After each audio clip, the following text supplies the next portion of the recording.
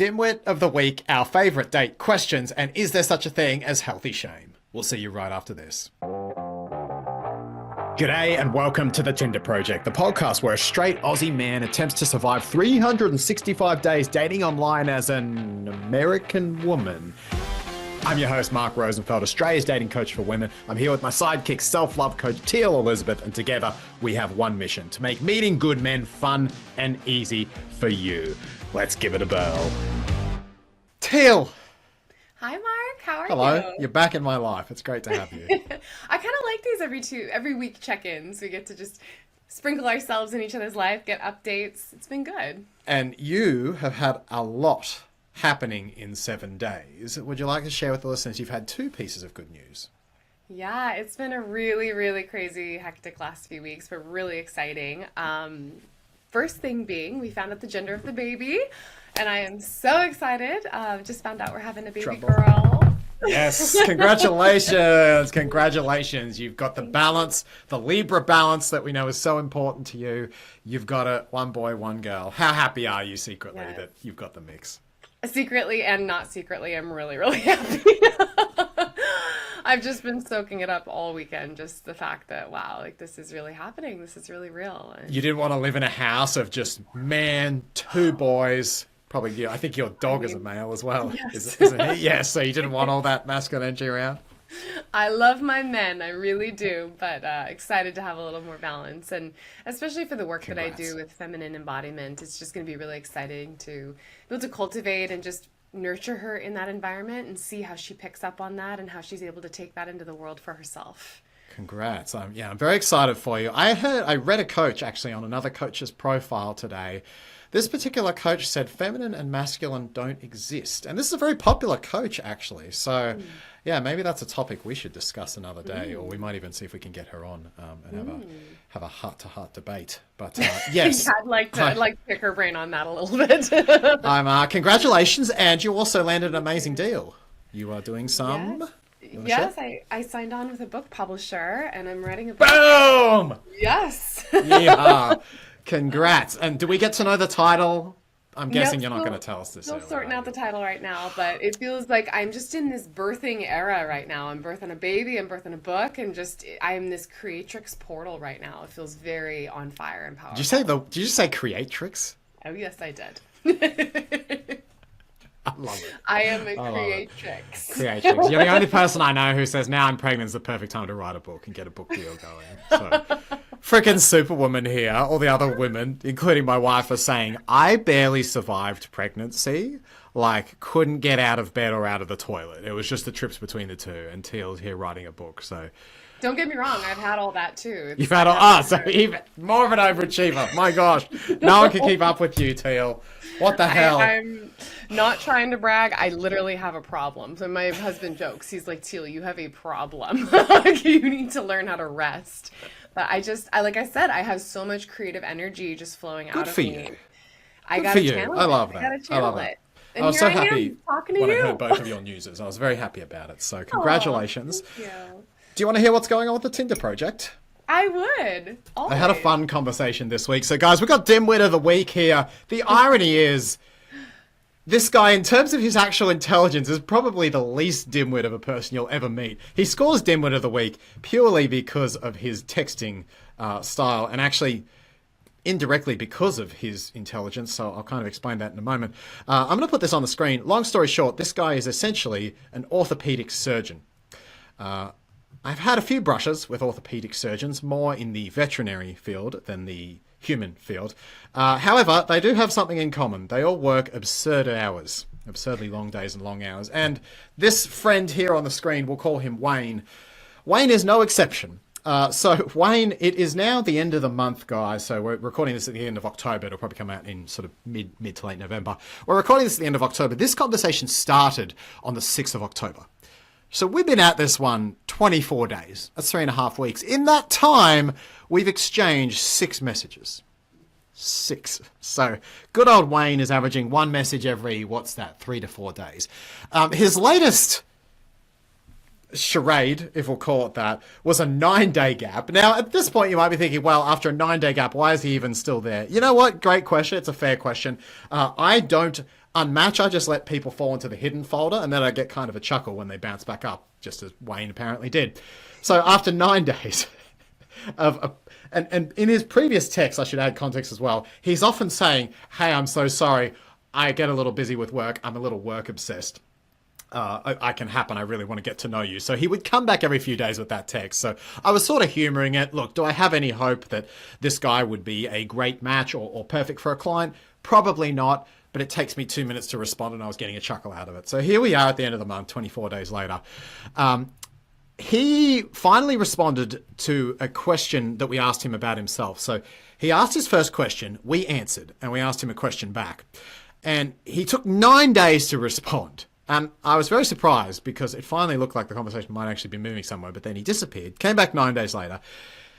He said, that sounds like an amazing weekend. My week was crazy busy on call, lol, but I'm finally free now. Would you like to get a better form of connection than this app? And I wanted to call him out on this. I'm not going to call him a bad person or whatever. I'm not here to get into text fights with people. That's not fun, first of all, but it doesn't really help either. But I am going to call him out and just test the waters here. The guy's a doctor. He obviously works hard. So I'm going to give him a tiny bit of credit, and more for my sake, Teal. I'm just doing this project. So I'm just kind of curious which of these guys might actually convert into phone calls. Can we train some of them to behave the way we want and kind of line up with our standards? Or are they all just a lost cause? So I'm curious about testing these kinds of things. So here's what I responded. Remember, there'd been a 9-day gap. So those who are watching, you'll see it on the screen, but those who are listening. I said, 9 days, Wayne, haha. I thought you fell into someone's abdomen, lol. Next paragraph, haha, sure. You can try calling me around 8 tonight or tomorrow if that works for you. Question mark. I'm 908, blah, blah, blah, blah, blah, blah. That said, I'm getting the distinct impression your work-life balance may not be a match with mine. Ha! With an exclamation mark on the end. I wanted to show you guys this because I think it's an interesting example of we want to call something out, we want to do it with a positive energy, and I just thought it was fun, Teal, to be honest. I thought it was an interesting little conversation. What do you think, Teal? How does it sit with you? I love it. I love your playfulness with all of your interactions. You just no emojis. And no emojis. I'm very impressed with the no emojis. Look at that. But I think what really stands out to me, and I think this is a really important piece that you highlighted, is that you called him out, but in a loving, warm way.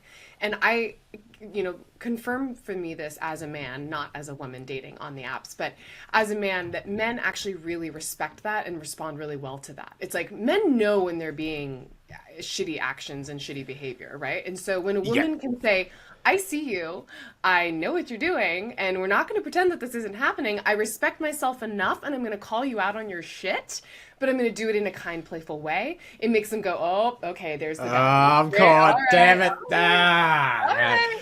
And it makes them respect you more. And I think that that's a really, really powerful thing to just teach and impart for women, is that we really don't want to just be pushing those things down, because it's very easy to say, oh, he didn't text me, blah, blah, blah, what a jerk, and just pretend and say either it's all fine and just keep going along with it, which then makes him think that that behavior is okay, and he'd actually green lights it.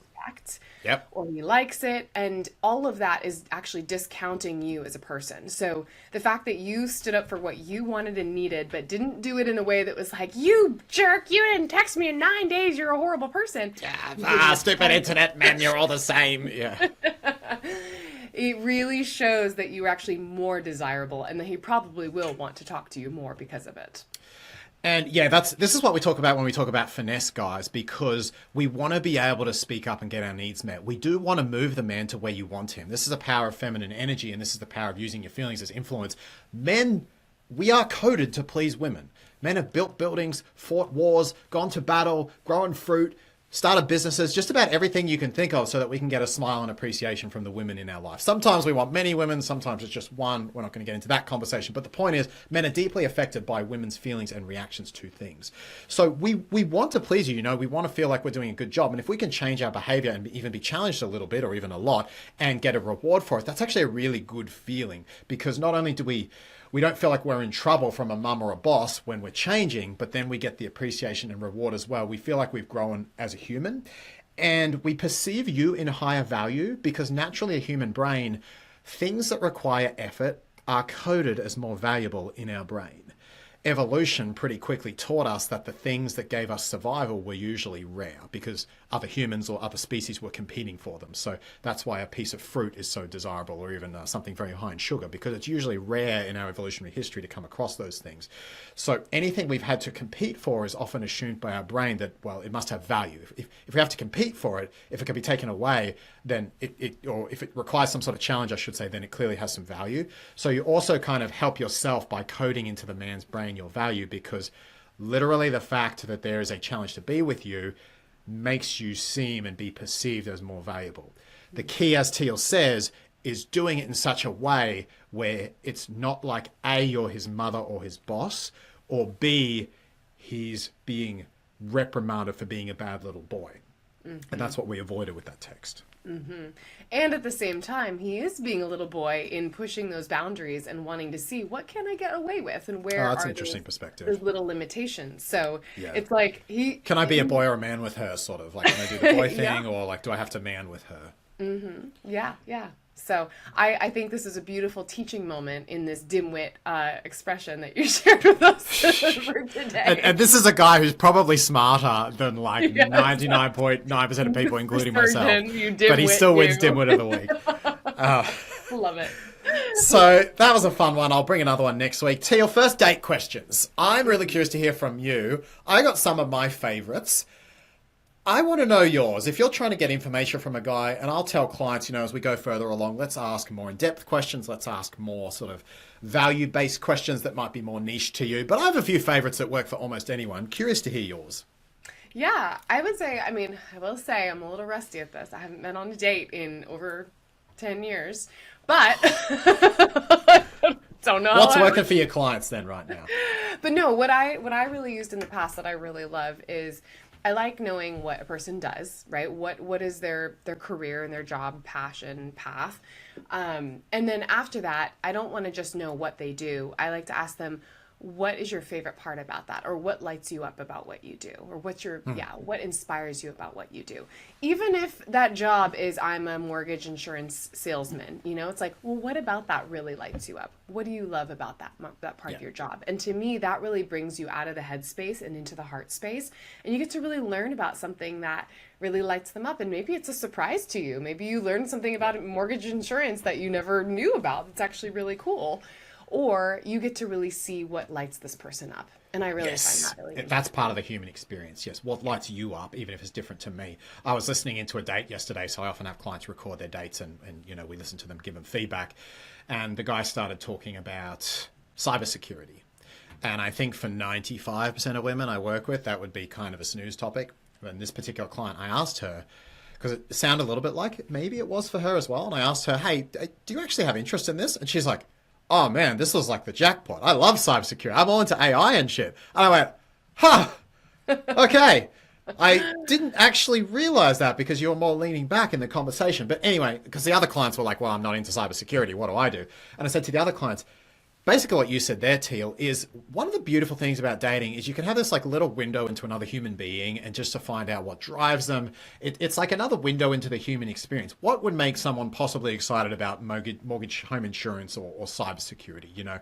That's so out of most of our realities. Or like if I met a woman who, there was one, what came up the other day? There was a woman who had a really strange career. It was like something to do with like drilling in oil. It was unusual for a woman to be in it. Anyway, I was like, look, I would love to go on a date with that woman if I was single, even if we didn't connect at all. Just understanding what is it like as a woman in that job. That must be such an unusual set of personal characteristics that I'd be so curious just to spend an hour with that person, just to understand it.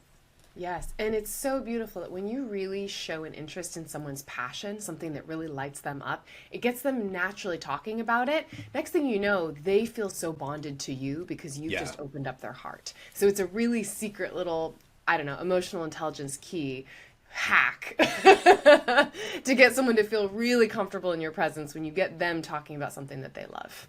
Yeah, I love that. That actually kind of feeds into my question. So I have a few favorites, Teal. I would never use them all on the same date, guys. I kind of like pick your favorite or try different ones. And they're along similar lines. Most of them are attaching to what gives someone's energy. In fact, that basically is one of the questions. So the first question is, what's been your best day of the year so far and why? If it's like January, you can ask them, what's been your best day of the last the previous 12 months and why. And they'll sit there and they'll think and they'll have this really interesting look on their face, and then they'll realize, oh, it was this day where I played board games with my dad, or it was this day where I went to this amazing event with my best friend, or it was this day, you know, whatever it is. First of all, you make someone feel great because they're recalling one of their favorite memories. And second, you get an insight into, okay, it's really hard to not get a good insight on that question of someone's values. Like, it's almost impossible to lie, and no one would even want to. Mm-hmm. So you just get a really clear image of like, all right, what drives this person? What is their experience of life? When is it at its peak? And then you'll really know something deep about a person, even from reasonably superficial question. Well, and especially, I mean, it could be very eye-opening if they say, oh, I love getting high on cocaine and going to raves. You could be like, okay, well, that's awesome for you. Might not be my definition of my best day, or maybe it is. I'm not about the drugs, I'm not about the cocaine, but I'm not going to lie, I don't mind a good rave. Sober, of course. But, you know, it comes from when here's why it's interesting for me. If someone was to ask me this question, I did want to ask you this question. Can we ask each other this question? I would be curious. Let's do it. I mean, I haven't been to a rave in the last 12 months, but if I was to answer about a rave, I would say, look, a lot of my personal growth, where was it? Most of you know my story. It was in nightclubs. It was surrounded by booming, incomprehensibly loud music, and I was always sober. So what are some of my favorite things to do now? It's go to a boomingly loud music event and try to meet people sober. It's the same thing I did for hundreds of days. Now, if I get to do it, it kind of feels like, oh, like this is my little growth place. This is where I get to challenge my social muscles. And so for that reason, I've just come to love raves are a little bit of an underground term for it, but I love big, loud, overwhelming environments. I kind of cut my teeth there is the way I think about it. So those places make me very happy. If I was to say, I mean, I can't go past the day my daughter was born. Obviously, that was a very special day. Yeah. What about you? As I was just doing a quick scan, I think for me, it was probably my birthday this year. I turned 35, and it was just like this beautiful moment where I just took a day to be with my husband. We had the baby at daycare, and we rented e-bikes, and we went on a 40-mile bike ride through the trees, through the farms, through the ocean, like on the Discovery Trail here in the Olympic National Park, and it was just beyond breathtaking. And we got lunch in a little town, got some little, fudge at a little local like sweet place, and then biked back and had like sushi for dinner. It was just the most perfect little day together with my husband, which I haven't had many quality days like that with him alone in a while. That's very cute. Those are hard to get when you've got a less than 1 year old. So yeah. That's really cool. That's beautiful. Quality time. The other two I was going to say along similar lines. What's your proudest day of the year and why? A little bit different to best, so a more achievement-based question. What are you proud of? And you'll get something what has someone worked for that has a lot of value to them. I think that question really also unpacks someone's values. And another one I like, it's sort of along the same lines, is what gives you the most energy in life to either think about, to do, to talk about. Exploring, it's sort of positive vulnerability in a sense because someone's opening up about something that really matters to them, but in a good way. Mm-hmm. So I really like that question as well. Again, guys, don't go into the date with kind of a list of questions, but if you throw in one of these, it can be really helpful in just getting to know someone and feeling out what matters to this person. Yeah, beautiful. Very cool. I'm glad we talked about this. Let's talk about something that's a little bit darker, but I've been really fanging to get to this conversation because I'm so curious to hear your thoughts about it. Fanging to get to this. Been fanging to be here, Teal. One for sure. I mean, tomorrow is Halloween, so I guess it's fitting. Did you see the pumpkin I carved? No. Can I show you? Maybe if I put it on, I'm going to hold it up to the screen and you're going to have to describe it to the listeners. Because I'm pretty proud of this. And it wasn't just myself. It was actually myself and my father who carved it. Actually, even better, Teal. I just realized I've got a photo of it on the computer here. So I'm going to click on it here. There we go. We carved a pumpkin and I'm really proud of us. Lainey's first pumpkin. Let's see if it actually shows up here. Can I share this? There you go. Can you see that, Teal? Oh my God, I am impressed. Okay, for the listeners, this is a full-on skull with like scary teeth. Every tooth is outlined. It's got these eyes that are going, Wow. Did you have a stencil or did you do this by hand? No, I had a stencil. I had a Okay. stencil. I was gonna Yeah, say it yeah. looks very beautifully stenciled. Oh my gosh. And who's that in the background? That's my dad. That's your dad. Yeah, Oh, my nice. dad That's carving pumpkins amazing. with me. How So special fun. Halloween moment for Mark. Yeah. Oh. Sam said, "You know what? I'm going to take the baby today. I'm going to take her for a nap. You do what you want with your parents." I was like, "Beautiful. Sunday. Let's carve pumpkins." Oh, so fun. On the topic, though, I want to talk to you about this. I have been feigning to talk about it. Shame, really important emotion. I work with this a lot, particularly for any of you who do IFS, shadow work. You'll kind of know the deeper psychology that's important around this emotion. There's been a lot of research on shame over the years. It's fascinating to talk about it in different cultures. Brene Brown is the big name in this area. She's done a lot of research on shame versus guilt and the difference there. So I'm fascinated by this question because, and here's the reason I'm fascinated about it, by it, Teal. On the one hand, you know me, I'm very much about evolution, biology, why we came with the brains we came with, and nothing happens by accident in evolution, which means we evolve shame because it serves a very clear purpose. Almost all human beings feel it in some way, shape, or form. It's very evident across every culture. It clearly is there for a reason. At the same time, shame research is telling us that essentially there is no such thing as healthy shame. It's not functional in our society anymore whatsoever. And I also can say that certainly as coaches, and we're not therapists, but in some ways we play that role. Putting shame in any form on our clients is literally the last thing we want to do. That's basically malpractice. So the dichotomy of like, hang on a minute, there's this emotion here that nature has given us, and yet it seems to have no functional or formal purpose. I'm really curious your experience on this. Is there such a thing as healthy shame? And if so, what the hell is it? Such a good question. I actually would love for you to go first on this, and then I can kind of chime in afterwards. Okay, Because I I can think share some you've thoughts. some Yeah. good thought. Yeah. I've, as I say, I can go both ways on this. So to begin, I do a lot of quite deep work with clients where we are getting into parts of themselves that have been deeply shamed by a parent that they've had to shame to survive. To backtrack a little bit, I was looking at the difference between shame and guilt. So the most common definition we see out there is shame is I feel bad about myself. Guilt is I feel bad about the thing I did to someone. So Brene Brown would talk about, well, shame is never healthy because shame is I am bad. I'm feeling bad about myself. Whereas guilt is I did a bad thing. I'm not bad. Essentially, I'm good, but I did a bad thing. Now, diving into this, we see interesting things, cultural differences. For example, we tend to see in Western cultures, guilt is more commonly used and encouraged. Western cultures tend to be more expansive and individualistic. In Eastern cultures, such as Korea and Japan, you will see shame emphasized more than guilt. Even in China, it's hard to find a difference between the two words in terms of what they mean. It seems in general that shame is an emotion that is more adept at, you could call it clipping little edges off yourself or burying parts of yourself. For example, if you're young and you're very exuberant and your parents say that doesn't fit that you shouldn't do that, you're a bad boy or a bad girl, or even you're out maybe in public and they say you shouldn't do that, you're a bad member of the society. Shame seems to be very good at creating a more sort of communal Eastern style society. And it does this, it seems to me, this is the way I visualize it, by kind of clipping the edges off. The more little, all those extraneous edges of the human experience that are a bit more unusual, shame seems to be very good at minimizing them and hiding them.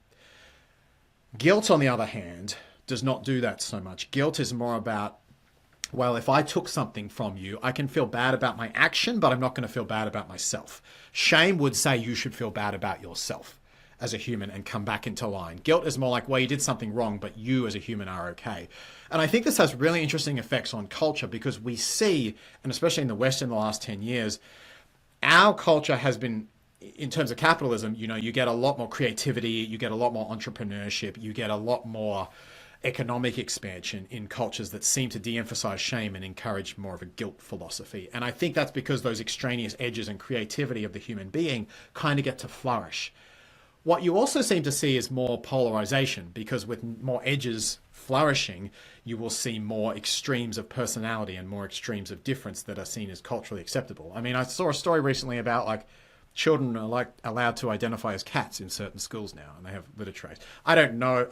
I think that is a thing actually, but without getting too much into political stuff, it does seem like I can't quite reconcile this, because it seems like on the surface, it's almost like a culture needs a little bit of shame to prevent those extreme extraneous edges kind of cropping in. On the other hand, I can never see myself actually applying that, and this might just be the job that I do, because as I say, in a client session, it's so important that we actually minimize shame to help a client grow. As a client brings more parts of themselves to the surface that may have been shamed by a parent or an ex or whatever it is, they become more whole, they become more vibrant.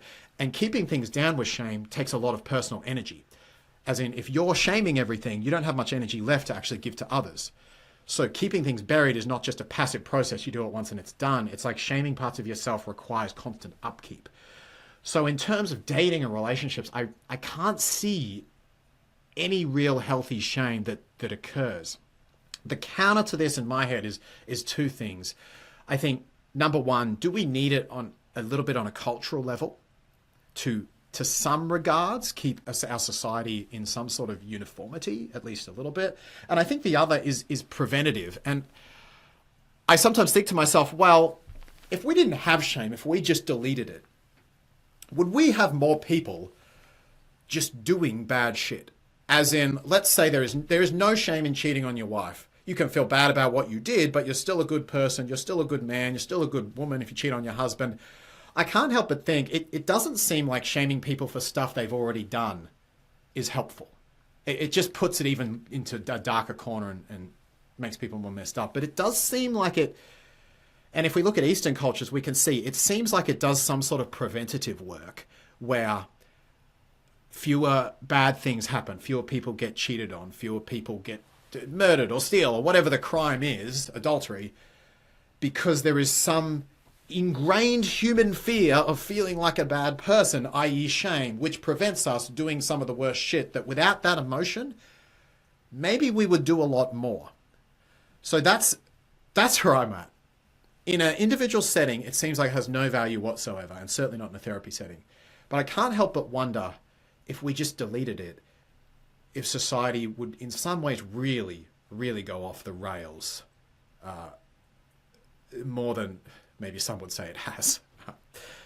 What are your thoughts on this? I love everything you shared there. You brought so many beautiful nuggets there.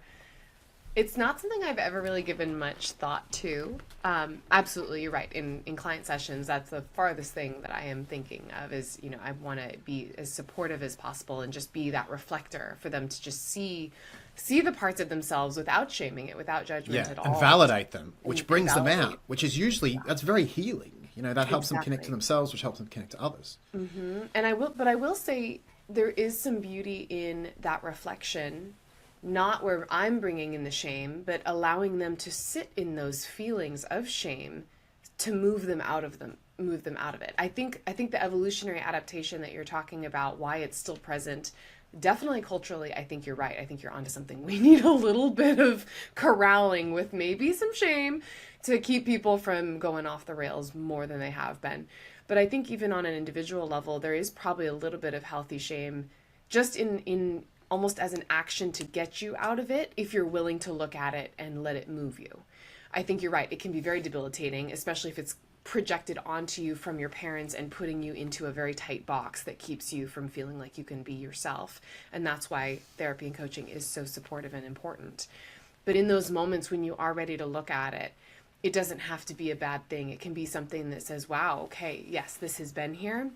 And it's also something that is allowing me now to build a new sense of self, a new sense of resiliency, a new sense of empowerment.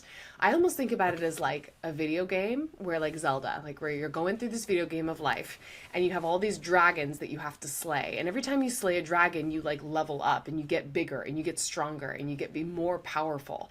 So what if these moments of shame or fear, the way I see fear especially and shame, are almost like built-in Easter eggs on our hunt, on our quest to improve ourselves and strengthen ourselves. To level and up. Yeah. obviously those people who have lived in so much shame or have had really, really difficult experiences growing up, like my heart goes out to you. And I don't ever want to purposely say, yes, like you deserve to have all those moments of shame No, put on definitely you. not. No, No. nobody deserves to feel shamed for being who they are. And I think our universe, our culture is trying to find that sweet spot right now of Yeah. allowing people to feel more safe to be who they are, but maybe a little bit off the rails too much. And I'm hoping we Because can swing back to a healthy norm somewhere in the middle. yeah, Yeah, that's I think interesting because I think doing the first that part of what you too said there, much. I hear as don't feel shame about shame was kind of the first thing you said. So if it's there, it can be a growth. It can level you up. It can be something you grow through by actually taking on the challenge, or not even challenge, but by going into it, you can grow as a human, as in it can become fuel for your growth. So you don't need to feel bad about feeling bad. It's like, or shame about feeling shame. Hey, I can use this as an Easter egg to, as you put it, level up. So I think that's 100% true. And it's interesting because I do think shame is a potent behavioral modifier, and it seems like parents unfortunately go to it a lot. It has so much power for a frustrated parent, not in a good way, but for a frustrated parent to be able to say, you should be ashamed of yourself. You're a bad boy. You're a bad girl. Because whatever behavior that child is exhibiting, whatever extraneous behavior, you basically snuff it out so quickly. And it's so much like it's lazier and easier than saying, well, you're a good person. You're a good boy fundamentally. You know, you did a bad thing here that you should feel guilty about. But overall, you're a good person. Like to have the wherewithal to do that. And I hope every parent does. But you can see why the shame is such an easier lever to pull. And in a tribal society where most of our human evolution has occurred of 150 people, you can see why if everyone wasn't kind of fitting in, they were probably a survival cost. As in someone who didn't fit the mold and stay in and do their job, someone who wanted to go like follow their passion or do something weird was probably not a survival benefit. So I can Right. see how that would have benefited. And I guess where I struggle with this is like, okay, as humans, we have some ridiculous thoughts sometimes. Like you have impulsive thoughts. My therapist, one of the times I spoke to him, he said, by the way, impulsive thoughts here in this session are very welcome. Have you ever, for example, have you ever had that thought where, you know, what would it be like to just like swerve my car onto the other side of the road all of a sudden? And Yes. yeah, and like we've all kind of had that thought, but it's kind of weird to say that because none of us, like most of us listening here, do not actually want to do that. But every single one of us, at least once, has gone, whoa, what would that be like? And these extraneous thoughts and these kind of random, they're almost like tentacles that get thrown out, seem to be a inherent part of the human condition as we go out there in our complex brains figure out the world. So this is where on a cultural level, and again, to take an extreme example, if I tomorrow decide, all right, I'm identifying as a cat, you know, because I'm a cat and that's my reality. How do you snip that without shame? Right. It's like this, I would never shame a client for saying that, but at the same time, I'm like, that's absurd. That's like, there are clearly parts of the human condition that don't make sense. So this is my way of saying I don't know the answer, guys. There is. I don't think that it's been decided. This is why Brene Brown is leading this research, right? I find Well, what I'm. she says absolutely not. She's like, no, there is no such thing as healthy shame. And I think almost all therapists seem to reflect this. I will say, I spend a lot of time around therapists and like that makes sense to me because like in a therapeutic setting, they're absolutely right. You'd be malpractice to do that. But you're But right, on in a a cultural cultural level, is there a place for it on an evolutionary level? It's very rare. I can't think of any other emotion. Fear still has its place. Sadness still has, like every other emotion may have useless moments. Being scared to approach a woman is no longer useful because there's so many women around, but being scared to be on the edge of a cliff remains useful. So every other emotion we have, at the very least, still has some use. And I just find it hard to say there's an emotion that has zero use anymore. That doesn't work in my... Yeah. Well, I'm actually, it's funny you bring this up because I'm actually being faced with this right now as I'm trying to potty train my son. Do tell. I'm curious. Because I'm going to have to face this as my daughter, gets old enough to realize what Potty I'm talking training about. is a whole thing. Oh my God. I feel like being a parent is just drinking from a fire hose just constantly. It's like, okay, what's the next thing that I just have to dive in and understand and master ASAP? You're going through the sleep training thing, I know right now. Right. But I definitely am not shaming him with potty training at all, but it is such a balance. And I think, is there a place for healthy shame here? Because we've been at it for now about 3 weeks. He very much knows and understands where pee pee goes, where poo poo goes. And he's very fine about doing it with poo poo, but when it comes to pee pee, and I'm sorry, it's just, this is my world right now. No, this is interesting. I'm really curious about this. He knows that he should, but he purposely doesn't. And he gets this mischievous little look in his eye, and he smiles, and he twinkles his eye, and then he pees on the carpet. Oh my God. And it pisses me off. Last night we went through 5 pairs of pants in 2 hours. And, it's not just the pants, it's all over the carpet, which then means I have to clean the carpet. And I was exhausted after cleaning the carpet 5 times in 2 hours. And I know that he knows what he's doing. And so it's now not just like, okay, Luke, let's not do that here. Let's go over here. He needs something more. And so I don't want to shame him, but I do need to take more of a firm approach of, this is not okay, right? So where does shame come in there? And a child that young, they have only such a basic understanding of right and wrong. Teaching them morals, guilt really is like a much more advanced concept when you think about it, isn't it? Because trying to say, look, you're a really good little boy, you're just peeing in the wrong spot. It's like they don't really get, their nervous system just doesn't have that level of understanding of that. They're just like, hee, I'm doing this, and they only feel. So if they're not feeling shame, and they're not, you're not doing any physical punishment. I don't personally believe in smacking or physical stuff, but because their nervous system is kind of just pleasure or pain, how do you give him a pleasurable experience? I'm sure there's some parenting experts that are listening to this, like pulling their hair out, like, use this method, da-da-da. But on the surface, it's like... Candy, stickers, things like that. That would be positive incentives. But I don't want to give him candy every time he goes potty, that's not... And at what point do children need a level, because we all need pain at some point. Pain is nature's feedback loop in the world. When we chew on our tongue, when we kick a wall, when we poop on the carpet too many times, there's got to be some level of pain involved somewhere to help us redirect and stay inside life's boundaries where we will get legitimately hurt when we're older. So it's like, how do you give a child that young feedback and pain? If you're staying away from shame, if you're staying away from physical pain, what options do you have left? Especially when you're that frustrated and you're probably tired as a parent. Like, oh, wow, that's a really... How are you handling it right now? Like, what's your current plan? Right now, I'm just using a more stern tone. I'm just saying, Luke, that's not okay. We go over here.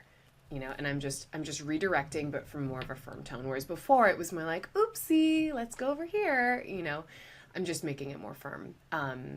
And I'm hoping that will kind of cut through the bullshit a little bit, and he'll sense that this is not a game. This is serious. But if he doesn't respond to that, then I'm all out of answers at this point. And this is really interesting because there's even a point where I'd imagine we could shame with just our tonality. We could say, be careful about that. If you get a really serious face, you get a really angry tone. What are you doing? How could you have done that? Get over there. There's already an element there of you were wrong or you are wrong. But yeah, it's I'm so glad you brought this up because it's like, what other language does a 1.5-year-old understand, and how do we give them pain without physical or without them perceiving that they are pain. Some kind of emotion? That's a really interesting. How do you train them in healthy guilt at that age? That is a really interesting question. I'm reading a lot of books about it right now to find out. I would love to hear. Yeah, I'm glad you're ahead of me on the journey because I'm like, all right, I've got someone who's really bright and intelligent and into this stuff about a year ahead of me. So you test it all out and let me know what works best, and I'll just copy and paste. I can come to you with all my baby girl questions. So you can. I'd be happy to help as best I can. They have really cute smiles and. My husband said, he's like, I don't know how to deal with girls. He's like, am I gonna have to start doing tea parties? Oh no. What does he do now? Does he with the little with Luke? They roughhouse, they wrestle, they that's their big kind of MO right now, which is adorable. To see. How old is he? He's 1 point. He's 20 months, so he'll he's a bit over 1. Almost 2. Okay, that's really cute. Yeah, it's pretty precious. Well, there you go. Any final thoughts on that one, Teal? I think we hashed this one out. That was pretty good. Yeah. I think listeners, I would love to know any of your thoughts, either about potty training or shame. feel free to send us a DM on our Instagram at tinder.project or reach out to Mark or I directly. We'd love to connect with you more personally. If you need a one-on-one call, that link will be in the description as well. Teal, thanks for joining me. Yeah, I'm excited to hear more updates next week. It's been a pleasure. Guys, thanks for joining us. We'll see you next week on the Tinder Project. Bye for now.